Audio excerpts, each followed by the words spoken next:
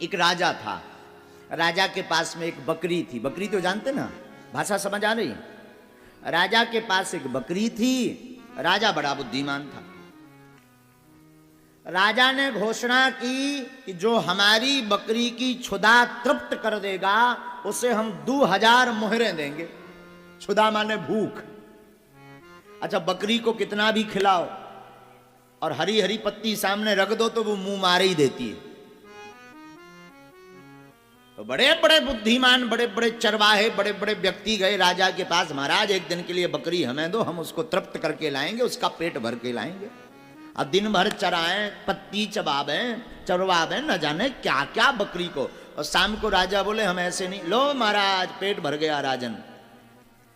राजा कहे हम ऐसे नहीं मानेंगे, टेस्ट करेंगे, टेस्ट कर लीजिए।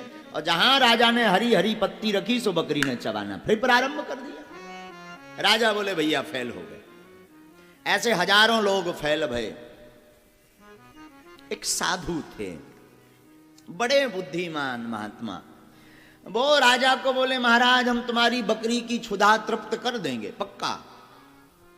राजा बोले महाराज आप ठहरे, साधु कहां इन झंझटों में पड़ रहे, अपना भजन करो, उसको तृप्त नहीं होना है, वो अब रहने दो।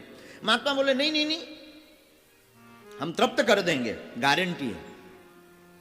अच्छा ठीक है महाराज, ले जाओ। महात्मा ले गए तो पत्ती चबाई नहीं, एक लाठी ली 2 हाथ की। अब बकरी जो पत्ती खाने को जावे सो 4 डंडा धमक दे। अब बकरी थोड़ा देर शांत, और दूसरी डाली के पास, पेड़ के पास जावे तो महात्मा फिर 4 डंडा धमक दे। पूरे दिन रगड़ रगड़ के, डंडा मार मार के पतली हालत कर दी बकरी की। शाम हुई, राजन तुम्हारी बकरी पूर्णतया तृप्त है। राजा बोले महाराज आज तो उल्टा दिख रहा, पेट पिचका हुआ दिख रहा, तृप्त होना तो बड़ी विचित्र बात। बोले खिला के दिखा लो, अगर खा ले तो। और जब राजा ने सामने पत्ती रखी और महात्मा ने 2 हाथ का डंडा धीरे धीरे ऐसे हलाया तो जो बकरी खाने वाली थी उल्टा मुंह कर ली, क्योंकि दिन भर की पिटी धरी थी, उसे पता था राजा इस तरफ करे वो इस तरफ मुंह करे, राजा इस तरफ करे वो उस तरफ। महाराज ये हुआ कैसे? बोले ये पत्ती खिलाने से नहीं हुआ, ये डंडा मारने से हुआ है भैया।